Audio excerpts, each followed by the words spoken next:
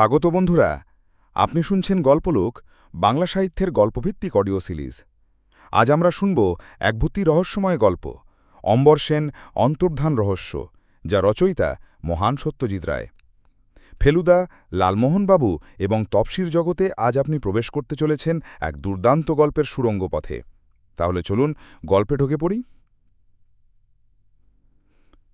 আপনি তো আমার লেখার শুধরে দেন, বললেন লালমোহনবাবু। সেটা আর এবার থেকে দরকার হবে না। ফেলুদা তার প্রিয় সোফাটায় পা ছড়িয়ে বসে রুবিক্স কিউবের একটা পিরামিড সংস্করণ নিয়ে নাড়াচাড়া করছিল। সে মুখ না তুলেই বলল, বটে?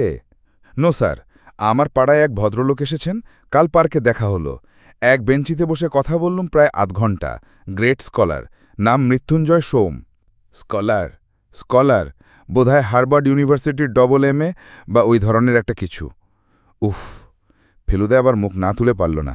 হার্ভার্ড নয় মশাই, হার্ভার্ড হার্ভার্ড। তাই হবে, হার্ভার্ড। হার্ভার্ড সেটা বুঝলেন কি করে? নাকি সুরে মার্কিন মার্কা ইংরেজি বলেন ভদ্রলোক? ইংরেজিটা একটু বেশি বলেন, নাকি সুর কিনা লক্ষ্য করিনি। তবে বিদ্বান লোক, থাকেন বহরমপুর। একটা বই লিখছেন, তই নিয়ে রিসার্চ করবেন বলে কদিনের জন্য কলকাতায় এসেছেন। চেহারাতে বেশ একটা আছে, ফ্রেঞ্চ কাট দাড়ি, চোখে সোনার বাইফোকাল, আর জামা কাপড়ও ধপদুরস্ত। আমার হন্ডুরাসে হাহাকারটা পড়তে দিয়েছিলুম, 34টা মিস্টেক দেখিয়ে দিলেন। তবে বললেন ভেরি এনজয়েবল। তাহলে আর কি, আপনার পেট্রোল খরচা অনেক কমে যাবে এবার থেকে, আর গড়পার বালিগঞ্জ ঠেঙাতে হবে না। তবে ব্যাপারটা কি হচ্ছে সেটা জানা গেল না, কেননা ঠিক এই সময়ে এসে পড়লেন ফেলুদার মক্কেল অম্বর সেন। 9টায় অ্যাপয়েন্টমেন্ট ছিল। ঘড়ির কাটায় কাটায় আমাদের কলিং বেল বেজে উঠল। অম্বর সেনের বয়স মনে হয় 45 থেকে 50-এর মধ্যে। ফর্সারম, দাড়িগোঁফ কামানো, চোখে পুরো ফ্রেমের চশমা, গায়ে পাঞ্জাবি আর ধুতির উপর একটা পুরনো জামেওয়ার শাল।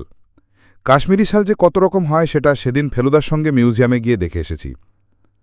অম্বর সেন ফেলুদার মুখোমুখি চেয়ারে বসে বললেন, আপনিও ব্যস্ত মানুষ, আমিও ব্যস্ত, কাজেই সময় নষ্ট না করে সোজা কাজের কথায় চলে যাওয়াই ভালো। আগে এই জিনিসটা দেখুন। পাঞ্জাবির পকেট থেকে একটা কাগজ বার করে ভদ্রলোক ফেলুদার দিকে এগিয়ে দিলেন। খাতা থেকে ছেঁড়া একটা পাতা, সেটাকে দলা করে পাকিয়ে রাখা হয়েছিল, তারপর আবার হাত বুলিয়ে মসৃণ করার চেষ্টা করা হয়েছে। কাগজটাতে গোটা অক্ষরে লাল কালিতে লেখা, আমার সর্বনাশের শাস্তি ভোগ করার জন্য প্রস্তুত হও, আর 7 দিন মেয়াদ, পালিয়ে পথ পাবে না। কাগজটা নেড়েচেড়ে দেখে ফেলুদা প্রশ্ন করল, কিভাবে পেলেন? এটা আমার বাড়িতে একতলায় আমার কাজের ঘর, বললেন ভদ্রলোক। রাত্রিরে এসে জানলা দিয়ে ছুঁড়ে ডেস্কের উপরে ফেলে দিয়ে গেছে। সকালে আমার চাকুর লক্ষণ এটা পেয়ে আমার কাছে নিয়ে আসে।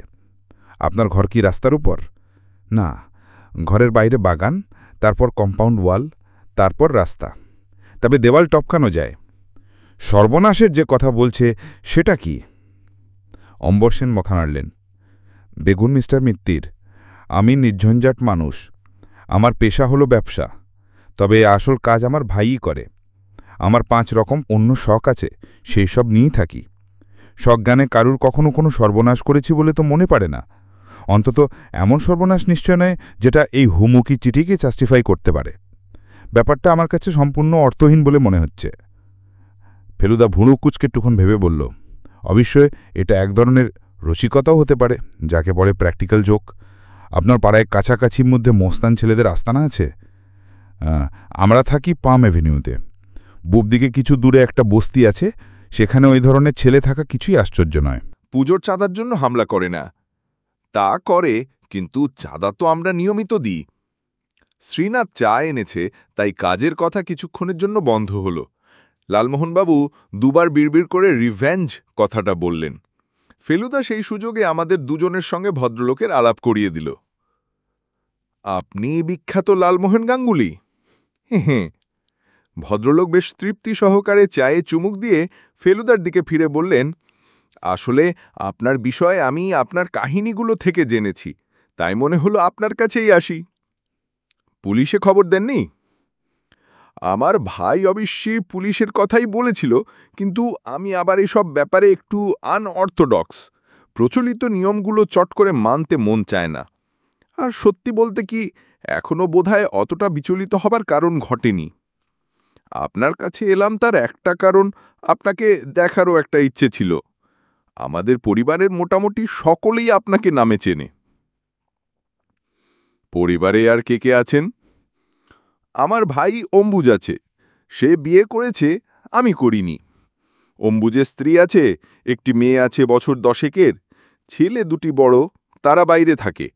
তাছাড়া আমার বিধবা মা আছেন, আর আছে আমাদেরই এক দূরসম্পর্ক আত্মীয়, সে আমাদেরই বাড়িতে মানুষ। ফ্যামিলি মেম্বার বলতে এই, তার বাইরে 3 জন চাকর, একটি ঠেকেঝি, রান্নার লোক, মালি, দারোয়ান আর ড্রাইভার। আমরা থাকি 5/1 পাম অ্যাভিনিউতে। বাবা ছিলেন নামকরা হার্ট স্পেশালিস্ট অনাথ সেন। ফেলুদা একটু কিন্তু কিন্তু ভাব করছে দেখে ভদ্রলোক বললেন, আপনাকে আমি শুধু ব্যাপারটা জানিয়ে গেলাম। হতে পারে এটা একটা প্র্যাকটিক্যাল জোক ছাড়া আর কিছুই না। তবে কি জানেন, এ ধরনের রসিকতার টার্গেট বিখ্যাত ব্যক্তিদের মাঝে মাঝে হতে হয় ঠিকই, কিন্তু আমি তো আর তেমন কেউ কেটা নই, তাই। ফেলুদা বলল, বুঝতেই পারছেন, এ হুমকি যদি সম্পূর্ণ ভিত্তিহীন হয় তাহলে আমার পক্ষে কিছু করা সম্ভব নয়। যাই হোক, আপাতত এই চিঠিটা আমি রাখতে পারি তো? নিশ্চয়ই, ওটা তো আপনাকে দেওয়ার জন্যেই আনা।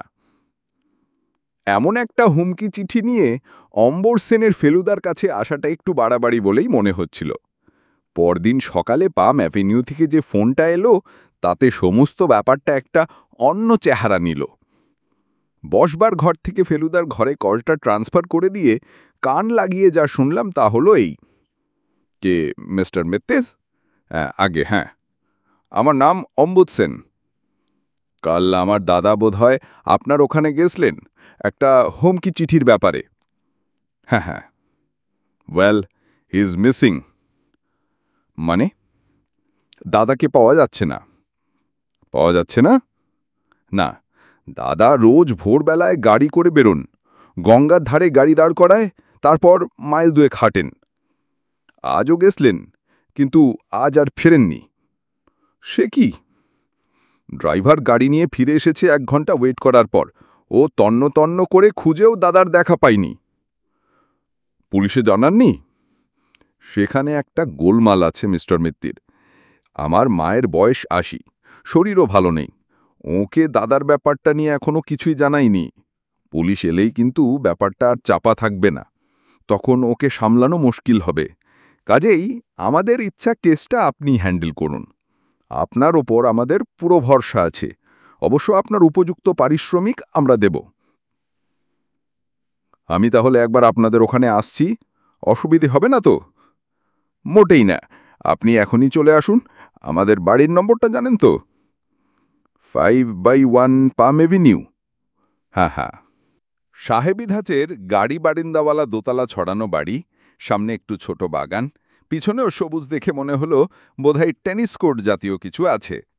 গেটের গায়ে শ্বেতপাথরের ফলকে অম্বরবাবুর বাবার নাম, নামের পরে অনেকগুলো ইংরেজি অক্ষর, কমা, ফুলস্টপ, সবশেষে ব্র্যাকেটের মধ্যে এডিন কথাটা দেখে বুঝলাম ভদ্রলোককে স্কটল্যান্ড যেতে হয়েছিল ডাক্তারি পড়তে।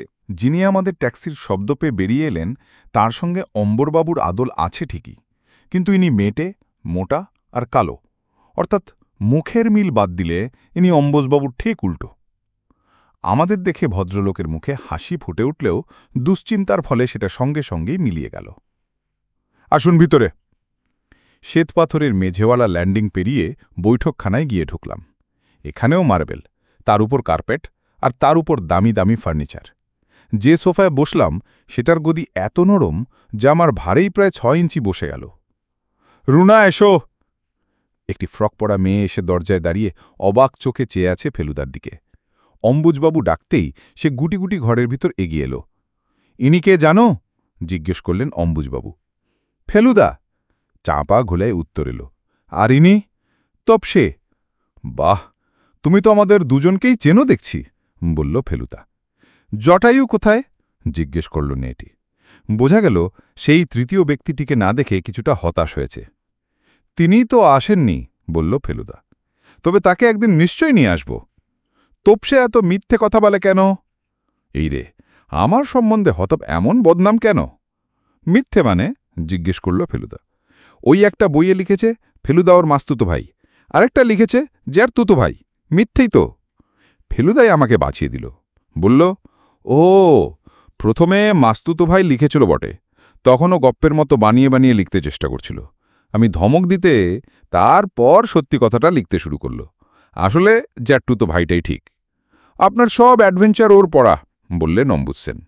জেঠুকে খুঁজে বার করে দিতে পারবে তুমি? ফেলুদার দিকে শটান তাকিয়ে প্রশ্ন করল রুনা। চেষ্টা করতে হবে, বলল ফেলুদা। তুমি যদি কোনো ক্লু জোগাড় করে দিতে পারো তাহলে তো কথাই নেই। ক্লু? ক্লু জানো তো? জানি। আছে তোমার কাছে কোনো ক্লু, যাতে আমরা চট করে বের করে দিতে পারি তোমার জেঠুকে? ক্লু তো তুমি বার করবে, তুমি তো ডিটেকটিভ। ঠিক বলেছ, খুব চালাক মেয়ে তুমি। কি নাম তোমার? একটা নাম তো জানি, অন্যটা কি? ভালো নাম ঝর্ণা। ফেলুদা অম্বুজবাবুর দিকে ফিরল। দেখুন, আপনাদের দিক থেকে কতকগুলো ব্যাপারে সাহায্য না পেলে কিন্তু আমার পক্ষে এগোনো মুশকিল হবে। কি সাহায্য বলুন? প্রথমত, আপনাদের সকলের সঙ্গে কথাবার্তা বলতে হবে। আপনার দাদার সঙ্গে আমার মাত্র কয়েক মিনিটের আলাপ। তাকে আমার আরেকটু ভালো করে চিনতে হবে। তার কাজের ঘরটাও একবার দেখা দরকার। এমনকি দরকার হলে তার জিনিসপত্র একটু ঘেটে দেখতে হতে পারে। আশা করি আপত্তি হবে না। মোটেই না, বললেন অম্বুজবাবু। আর আপনার দাদা যেখানে মর্নিং ওয়াকে যেতেন সেই জায়গাটাও একবার দেখে আসা দরকার। কোনোই অসুবিধা নেই, আমাদের ড্রাইভার বিলাসী আপনাদের গাড়ি করে নিয়ে গিয়ে সব দেখিয়ে আনবে। ফেলুদা সোফা ছেড়ে উঠে পায়চারা আরম্ভ করেছে। 3টে বড় বড় বুককেস ভোজাই বই, সেই দিকে তার দৃষ্টি। এসব বই কার? সবই দাদার। নানান বিষয়ে ইন্টারেস্ট আছে দেখছি। আজ্ঞে হ্যাঁ, এমনকি গোয়েন্দাগিরি সম্বন্ধেও তো বই আছে। হ্যাঁ, একসময় ওটা নিয়েও পড়াশোনা করেছেন।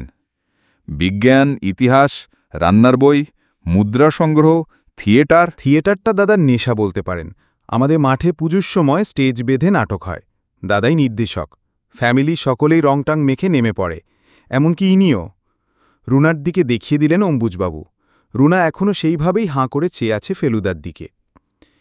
এবারে অম্বরবাবুর কাজের ঘরটা একটু দেখতে পারি? আসুন আমার সঙ্গে। অম্বুজবাবু উঠে পড়লেন সোফা থেকে। বৈঠকখানার পাশে একটা প্যাসেজ, সেইটি পেরিয়ে পিছনের মাঠের দিকের একটা ঘরে গিয়ে ঢুকলাম আমরা। পূব দিকের জানলা দিয়ে রোদ এসে ঘরটাকে আলো করে দিয়েছে। একটা বড় ডেস্ক, তার সামনে একটা রিভলভিং চেয়ার, উল্টো দিকে আরও 2টো চেয়ার, জানলার ধারে একটা আরামকেদারা। এছাড়া টেবিলের পিছন দিকে রয়েছে একটা শেলফ, একটা ক্যাবিনেট আর একটা গোদরেজের আলমারি। তার পাশের দেওয়ালে একটা ফোল্ডিং ব্র্যাকেট থেকে হ্যাঙ্গারে ঝুলছে একটা ছাই রঙের কোট। ডেস্কের উপরটা দেখলে মনে হয় অম্বরবাবু বেশ গোছানো লোক ছিলেন। কাগজপত্র, telephone, pen holder, pin cushion, paperweight, চিঠির র্যাক সব পরিপাটি করে সাজানো। একটা ডেট ক্যালেন্ডার রয়েছে, তার তারিখটা 3 দিন আগের। ব্যাপারটা আমারও খটকা লেগেছিল। ফেলুদা সেটার দিকে অম্বুজবাবুর দৃষ্টি আকর্ষণ করায় ভদ্রলোক বললেন, দাদাকে কয়েকদিন থেকেই অন্যমনস্ক দেখছিলাম। সচরাচর দাদার এরকম ভুল হয় না কিন্তু। ফেলুদা খুঁতখুঁতে মানুষ। সে নিজেই শনিবার দোসরাটা বদলে মঙ্গলবার 5ই করে দিল। দেরাজ খুলে দেখতে পারি কি? ফেলুদা জিজ্ঞেস করল। দেখুন না। 3টে দেরাজি পরপর খুলে তার ভিতরের জিনিসপত্র হাতড়ে দেখল ফেলুদা। ওপরের দেরাজ থেকে পাওয়া এক টুকরো কাগজ সম্বন্ধে মনে হলো তার একটু কৌতূহল হয়েছে, কারণ সেটা সে ঘুরিয়ে ফিরে দেখছে। হিমালয়ান অপটিক্যালস থেকে চশমা করাতেন বুঝি আপনার দাদা? হ্যাঁ। একটা ক্যাশ মেমো দেখছি, তারিখটা 7 দিন আগের। নতুন চশমা করিয়েছিলেন বুঝি? কই না তো, বলে উঠল রুনা। সেও আমাদের পিছন পিছন এসেছে। তুমি কি করে জানলে রুনা? জিজ্ঞেস করল ফেলুদা। আমাকে তো দেখায়নি জেঠু। অম্বুজবাবু একটু হেসে বললেন, দাদা যে কখন কি করছেন তার খবর আমরা সবসময় পেতাম না। আমরা অমরবাবু স্টাডি থেকে বেরিয়ে এলাম। আপনাদের এক আত্মীয় এখানে থাকেন বোধহয়। আপনাদেরই এখানে মানুষ হয়েছেন। কে? সমরেশ? হ্যাঁ, থাকে বই কি। ফেলুদার অনুরোধে সমরেশবাবুকে ডেকে পাঠানো হলো। বছর 35 বয়স, মুখে বসন্তের দাগ, চোখে পুরু চশমা। একটু যেন আড়ষ্ট ভাব নিয়ে ভদ্রলোক এসে দাঁড়ালেন আমাদের থেকে হাত 10 দূরে। বসুন, বলল ফেলুদা। বেশ কিছুটা দূরে একটা চেয়ারে বসলেন সমরেশবাবু। আপনার পদবিটা কি? মল্লিক। কতদিন আছেন এ বাড়িতে? বছর 25। কি করেন? এই ফিল্ম ডিস্ট্রিবিউশন অফিসে কাজ করি। কোথায়? ধর্মতলায়। কি নাম কোম্পানির? কোহিনূর পিকচার্স। কতদিন আছেন ওখানে? 7 বছর। তার আগে কি করতেন? এই বাড়ির কাজকর্ম। হাত দুটোকে ভাঁজ করে হাঁটুর মধ্যে চেপে রেখেছেন ভদ্রলোক, যাকে বলে জবু থবু ভাব। আপনি অম্বরবাবুর অন্তর্ধানের ব্যাপারে কোনো আলোকপাত করতে পারেন? সমরেশবাবু চুপ। ফেলুদা বলল, তিনি একটা হুমকি চিঠি পেয়েছিলেন জানেন? জানি। আপনার ঘর কি এ বাড়ির একতলাতে? হ্যাঁ। অম্বরবাবুর কাছে বাইরের লোকজন দেখা করতে আসত? তা আসত মাঝে মাঝে। সম্প্রতি এমন কোনো লোককে আসতে দেখেছেন যাকে আগে দেখেননি? সেটা লক্ষ্য করিনি। তবে তবে কি? এই পাড়ায় কিছু ছেলেকে দেখেছি যাদের আগে দেখিনি। কোথায়? মোড়ের মাথায়। কি করত তারা? মনে হতো এই বাড়ির দিকে চোখ রাখছে। বয়স কীরকম তাদের? 20 থেকে 25-এর মধ্যে বলে মনে হয়। কজন ছেলে? 4 জন। ফেলুদা একটুক্ষণ চুপ করে কি যেন ভাবল, তারপর বলল, ঠিক আছে, আপনি আসতে পারেন। এই সব কথা থেকে ফেলুদা কোনো ক্লু পেল কিনা জানি না। যেটাতে মনে হয় সত্যি করে কাজ হলো সেটা হলো অম্বুজবাবুর স্ত্রীর সঙ্গে কথাবার্তায়। রীতিমতো সুন্দরী মহিলা, তার ওপর যাতে বলে ব্রাইট। বয়স 40-এর ওপর হলেও দিকে বোঝার জো নেই। দোতলার একটা ছোট্ট বৈঠকখানায় বসে কথা হলো। ফেলুদা প্রথমেই ক্ষমা চেয়ে নিল ভদ্রমহিলাকে বিব্রত করার জন্য। তাতে কি হয়েছে? বললেন, মিসেস আম্বুজসেন, গোয়েন্দাকে যে এভাবে জেরা করতে হয় সে তো ফেলুদার গল্প পড়েই জেনেছি। খুব ভালো লাগে পড়তে গোয়েন্দা কাহিনী। তাহলে তো ভালোই হলো, বলল ফেলুদা। আমার প্রধান মুশকিলটা কোথায় হচ্ছে বলি। অম্বুজবাবু একটা হুমকি চিঠি পেয়েছিলেন, জানেন বোধহয়? তা জানি বই কি। দেখেছেন সে চিঠি? তাও দেখেছি। আমি অম্বরবাবুকে জিজ্ঞেস করেছিলাম তার জীবনে এমন কোনো ঘটনা ঘটেছিল কিনা যার ফলে অন্য কোনো মানুষের সর্বনাশ হতে পারে। উনি বলেছিলেন তেমন কোনো ঘটনা তার জানা নেই। অবশ্যই আমার বলা উচিত ছিল যে রিসেন্ট ঘটনা হওয়ার দরকার নেই, অতীতের ঘটনা হলেও চলবে, কেননা প্রতিহিংসার ভাবটা মানুষ অনেক সময় অনেক দিন পুষে রাখে। আমি এখন আপনাকে জিজ্ঞেস করতে চাই, আপনি কি এমন কোনো ঘটনার কথা জানেন 10-20 বছর আগের হলেও চলবে? ভদ্রমহিলা একটুক্ষণ চিন্তিতভাবে চুপ করে থেকে বললেন, তাহলে আপনাকে বলি, আপনি দেখুন এমনি ঘটনার কথাই বলছেন কিনা। এটা আমার কাল রাত্রিরে হঠাৎ মনে পড়ে। আমার স্বামীকেও এখনো ভুলিনি। কি ঘটনা বলুন তো? একটা অ্যাক্সিডেন্টের ব্যাপার। অ্যাক্সিডেন্ট? অনেক দিন আগে, তখনও রুনা হয়নি, বোধহয় তার পরের বছরই হলো। আমার ভাসুর তখন নিজে গাড়ি চালাতেন। অস্টিন, উনি শ্যামবাজারের দিকে একজন লোককে চাপা দেন। সেই লোক মারা যায়। আমরা দুজনেই চুপ। ঘরে থমথমে ভাব। অম্বুজবাবু পাশেই ছিলেন। চাপা গলা বললেন, আশ্চর্য, এটা আমার মনেই ছিল না। আর কি মনে পড়ছে? ফেলুদা দুজনকেই প্রশ্নটা করল। নিম্ন মধ্যবিত্ত ফ্যামিলি, বললেন অম্বুজবাবু। ক্লার্ক ছিলেন ভদ্রলোক। নাম মনে পড়ছে? স্ত্রী ছিল আর 3টে ছেলে মেয়ে, বললেন মিসেস সেন।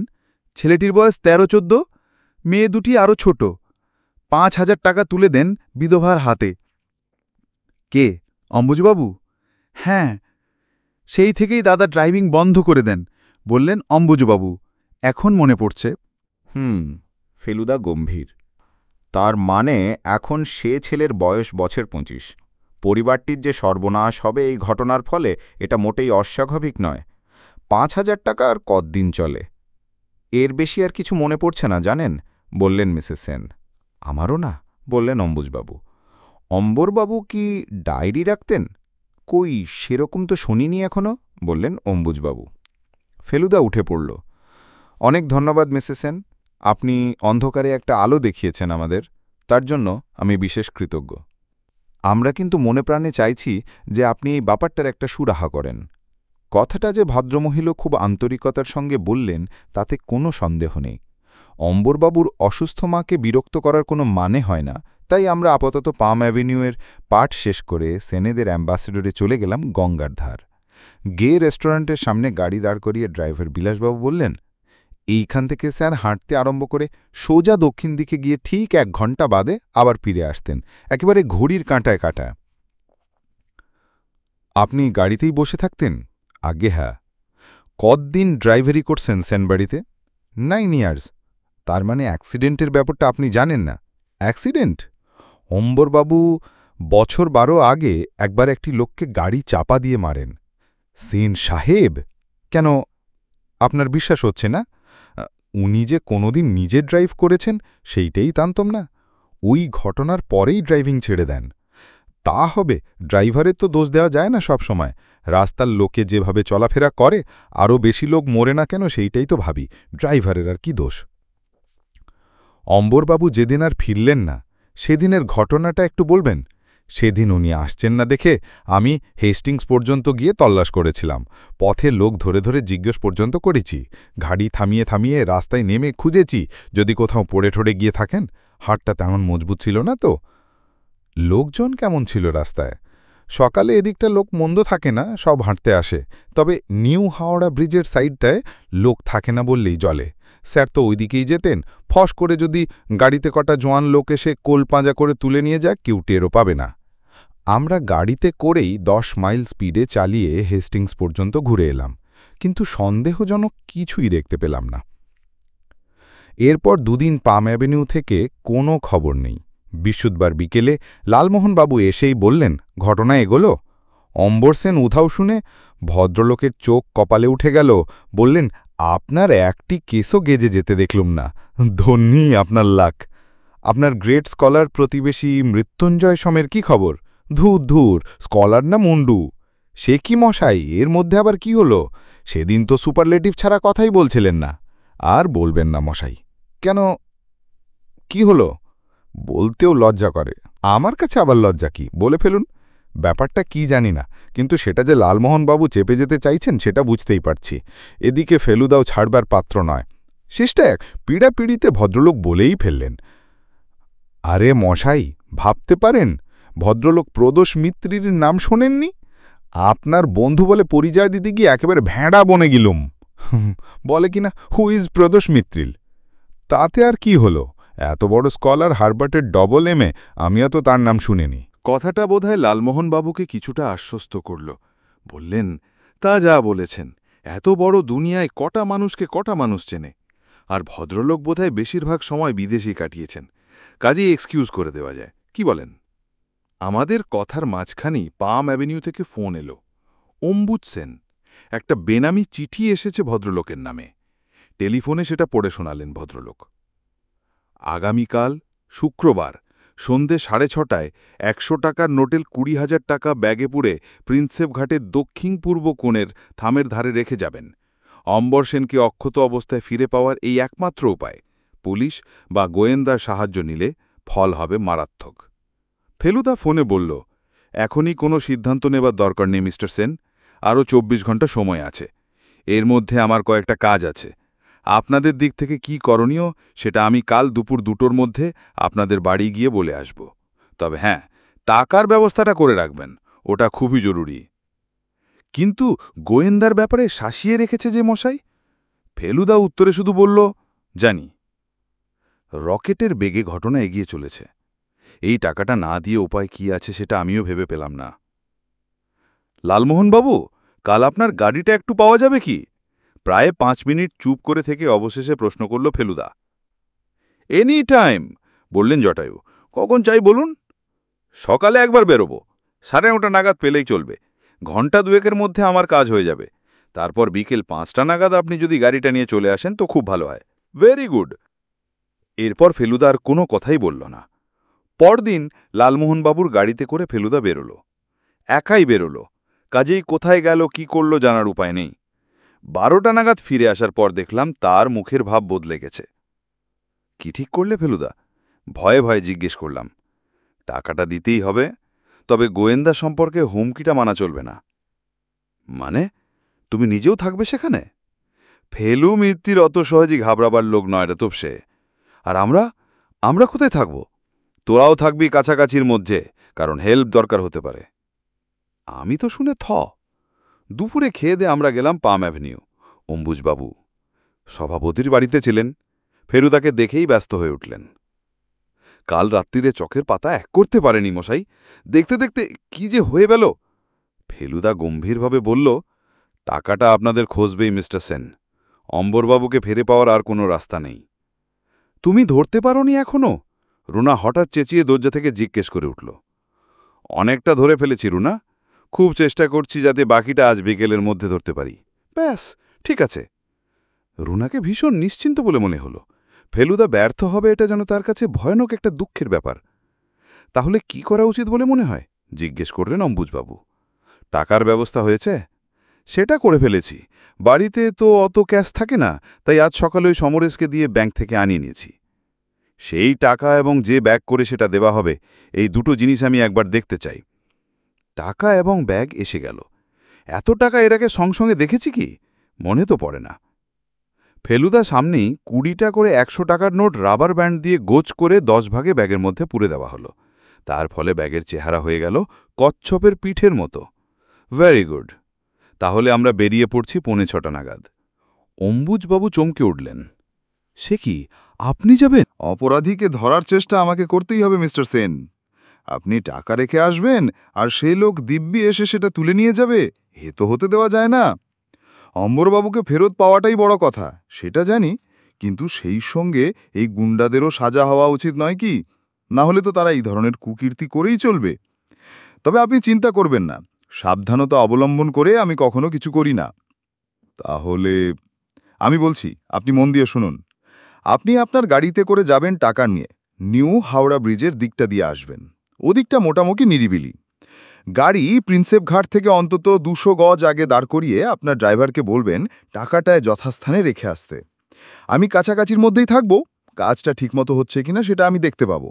আমরা মিট করব ঘটনার পর গে রেস্টুরেন্টের সামনে। আপনি টাকা রেখে সোজা ওখানে চলে আসবেন, আমিও তাই করব। অপরাধীকে যদি ধরতে পারি তাহলে তিনিও আমার সঙ্গেই থাকবেন, বলাই বাহুল্য। অম্বুজবাবুকে মনে হলো যেন তিনি বেশ নার্ভাস বোধ করছেন। সেটা অস্বাভাবিক নয়, টাকার অঙ্কটা তো কম নয়, আর গুন্ডারা কি করবে না করবে কে জানে। বিকেল 4:30টার সময় লালমোহনবাবু এলে পর ফেলুদার প্রথম কথা হল, মশাই, এমন অভিনব কেস আর আমি কোনোদিন পাইনি।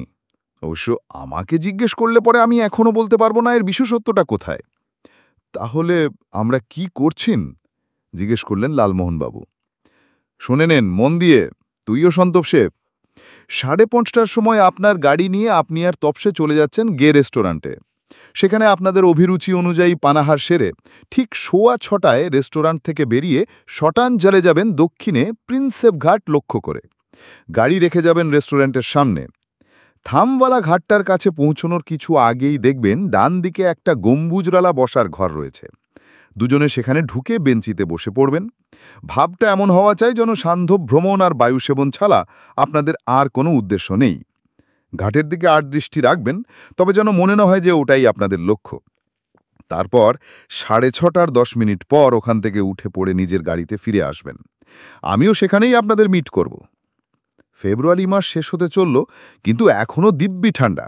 তবে শীতকালের মতো দিন আর অত ছোট নেই। 6টা পর্যন্ত বেশ আলো থাকে।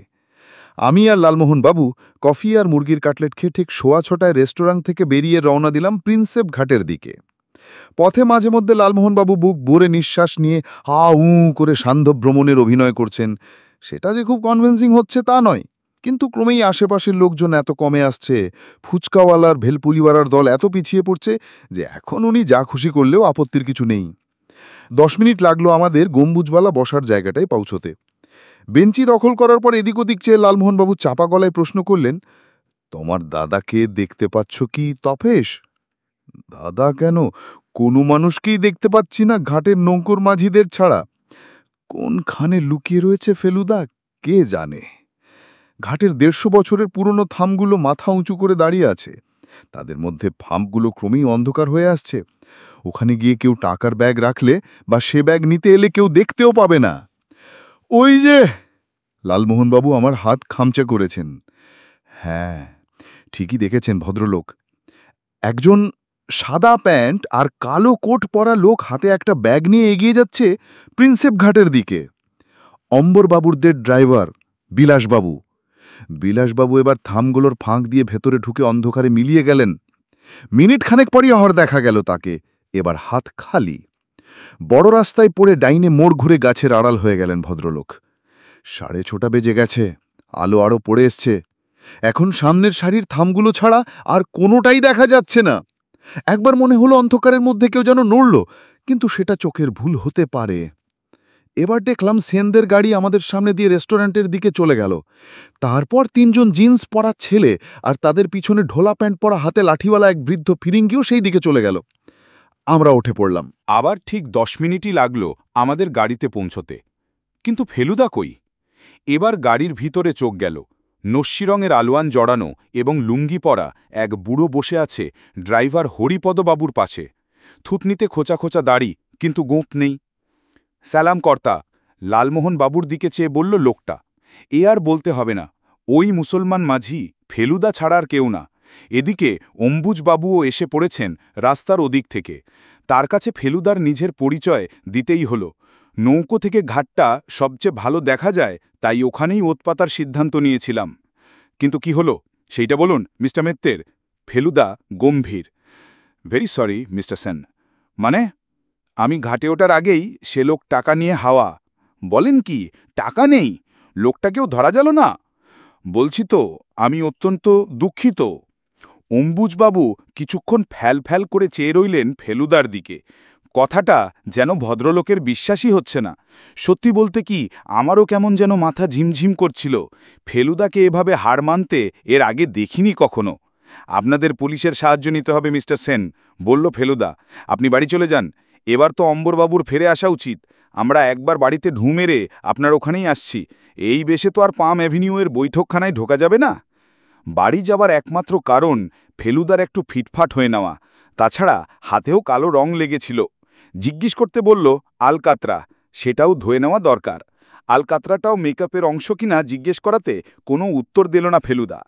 আমরা যখন পাম অ্যাভিনিউ রওনা হলাম তখন প্রায় 7:30 বাজে।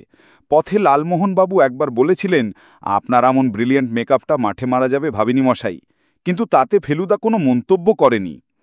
পাম অ্যাভিনিউ পৌঁছনোর সঙ্গে সঙ্গেই রোনার গলায় উল্লসিত চিৎকার শোনা গেল, জেঠু এসে গেছে। অম্বরবাবু ফিরেছেন আমরা আসার মিনিট 10 আগে। আমরা বৈঠকখানায় গিয়ে ঢুকতেই ভদ্রলোক সোফা ছেড়ে উঠে হাত বাড়িয়ে ফেলুদার হাত দুটো ধরে ঝাঁকিয়ে দিলেন। ভাই, ভাইয়ের বউ, ভাইঝি, সমরেশবাবু, বিলাসবাবু সকলেই ঘরে রয়েছেন। কোথায় আটক করে রেখেছিলেন আপনাকে? একগাল হেসে প্রশ্ন করলেন লালমোহনবাবু। ওহ, সে আর বলবেন না। ফেলুদা হাত তুলে বাঁধা দিল ভদ্রলোককে।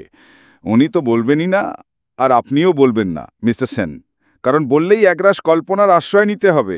মিথ্যে শব্দটা ব্যবহার করলাম না, কারণ সেটা ভালো শোনায় না। হুররে হুররে হুররে চেঁচিয়ে উঠল রুনা। ফেলুদা ধরে ফেলেছে, ফেলুদা ধরে ফেলেছে। এবার ফেলুদা একটা চারমিনার ধরিয়ে নিয়ে বলল, আপনারা যে একটা বিরাট ফন্দি এঁটেছিলেন সেটা ধরে ফেলেছি, কিন্তু সেটার কারণটা এখনও ঠিক ধরতে পারছি না। কারণ বলছি মিস্টার মিত্তির, হেসে বললেন অম্বর সেন। কারণ ওই আমার খুদে ভাইজিটি, সে আপনাকে বলতে গেলে একরকম পুজোই করে। তার ধারণা আপনি ভুলভ্রান্তির ঊর্ধ্বে। তাই ওকে আমি সেদিন বললাম যে তোর ফেলুদাকে আমি জব্দ করতে পারি।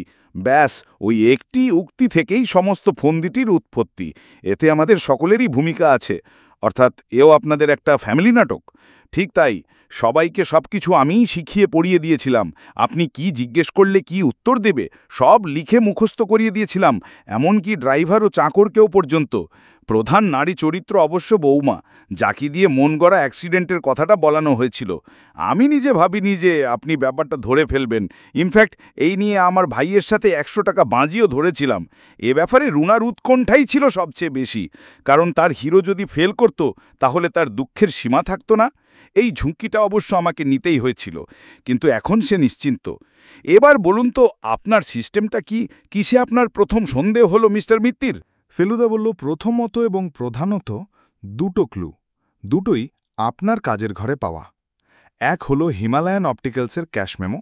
আমি সেখানে খোঁজ নিয়ে জেনেছি যে আপনি দিন 7 আগে একটি সোনালী ফ্রেমের নতুন চশমা করিয়েছেন, অথচ আপনার বাড়িতে সেটা সম্বন্ধে কেউ জানে না, বা কেউ সেটা আপনাকে পরতে দেখেনি।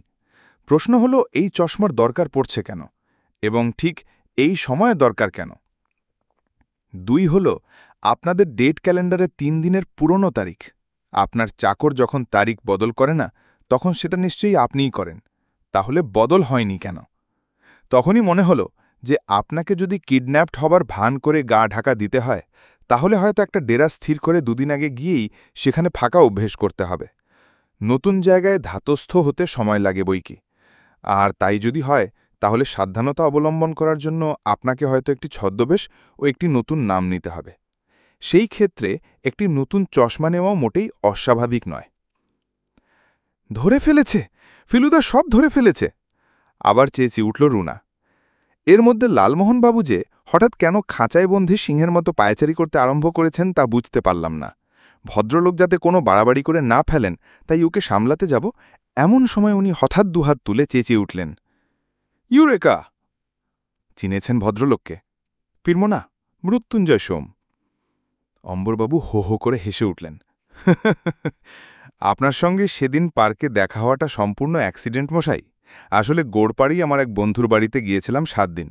আপনি যখন এগিয়ে এসে জটায়ু টটায়ু বলে নিজের পরিচয় দিলেন, তখন ভাবলাম, বারে, এ তো বেশ মজা। যাকে জব্দ করতে যাচ্ছি তারই সাকরেদের সঙ্গে দেখা হয়ে গেল। তাহলে একে নিয়ে একটু রগড় করতে পারলে কেমন হয়? তারপর অবশ্যই মিত্রিমশাইয়ের বাড়িতেও আপনার সঙ্গে দেখা হয়েছিল আমার আসল চেহারায়, কিন্তু আপনি চিনতে পারেননি। কিন্তু তাহলে ব্যাপারটা কি দাঁড়াচ্ছে? বলল ফেলুদা। নাটকের তো এখানে শেষ নয় অম্বরবাবু, এখনও তো ড্রপ সিন ফেলা চলবে না। ঘরের আবহাওয়া মুহূর্তে বদলে গেল, কারণ ফেলুদা কথাটা বলেছে গম্ভীর থমথমে ভাবে। Where is the money? প্রশ্ন করল ফেলুদা। অম্বরসেন ফেলুদার দিকে তীক্ষ্ণ দৃষ্টিতে চেয়ে বললেন, মিস্টার মিত্রি, আমিও কিন্তু একজন শখের গোয়েন্দা বলতে পারেন। আমি যদি বলি যে টাকাটা আপনিই নিয়ে আমাদের সঙ্গে একটু রগড় করছেন, তাহলে কি খুব ভুল বলা হবে? অপরাধী যখন নেই, কিডন্যাপার নেই, তখন টাকাটা সরে কোথায় যাবে মিস্টার মিত্রি? ফেলুদা মাথা নেড়ে বলল, মিস্টার সেন, অত্যন্ত দুঃখের সঙ্গে জানাচ্ছি যে আপনার শখের গোয়েন্দাগিরি এক্ষেত্রে খাটল না। প্রিন্সেপ ঘাটের কাছে আজ সন্ধ্যায় আমি ছাড়াও আরেকজন ছদ্মবেশী ছিলেন। বলেন কি? বললেন অম্বরসেন।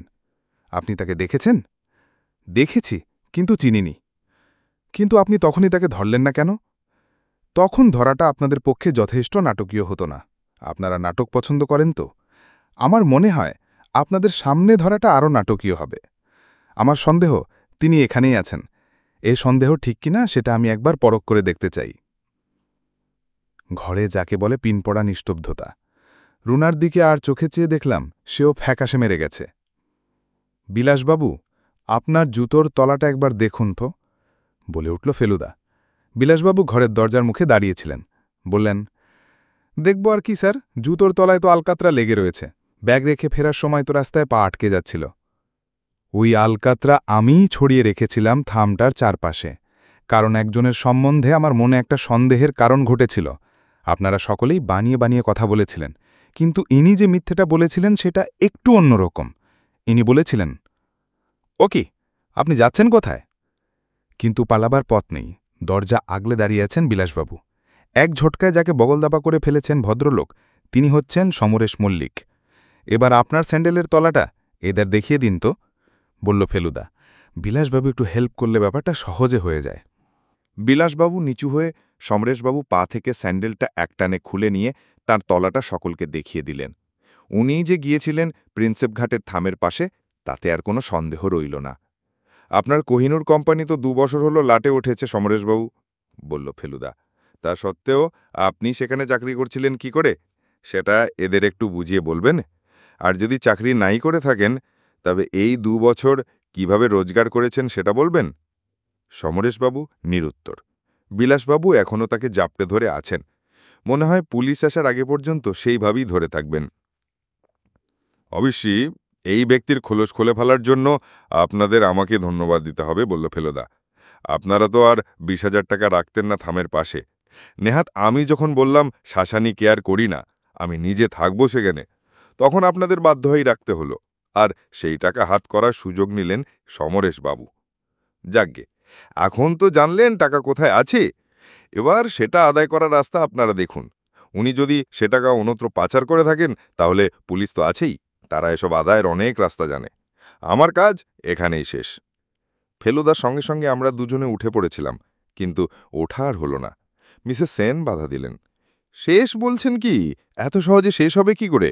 তা আপনাকে ঝুড়ি ঝুড়ি মিথ্যে কথাগুলো বললাম, তার বুঝি প্রায়শ্চিত্ত করতে হবে না? আজ রাত্রিরে আপনাদের খেতে হবে আমাদের বাড়িতে। আর ওই 20,000-এর অন্তত খানিকটা তো আপনার প্রাপ্য, সেটা না নিয়ে যাবেন কি করে? আর তোমরা 3 জনে একসঙ্গে এসেছ, আমার অটোগ্রাফে সই দেবে না বুঝি? Ends well that all's well, বললেন লালমোহন বাবু। এই ছিল আজকের গল্প, অম্বর সেন অন্তর্ধান রহস্য। সত্যজিৎ রায়ের লেখায় যেমন রহস্য, তেমনি সূক্ষ্ম হাস্যরস, সব মিলিয়ে এক অনন্য অভিজ্ঞতা। গল্প ভালো লেগে থাকলে চ্যানেলটি সাবস্ক্রাইব করতে ভুলবেন না। লাইক কমেন্ট করে জানান কেমন লাগলো এই অডিও অভিজ্ঞতা। পরবর্তী গল্পে আমরা আবার হাজির হব নতুন রহস্য, নতুন চরিত্র আর নতুন চমক নিয়ে। গল্পলোকের সঙ্গে থাকুন, বাংলা সাহিত্যের জগতে হারিয়ে যান। ধন্যবাদ, শুভরাত্রি।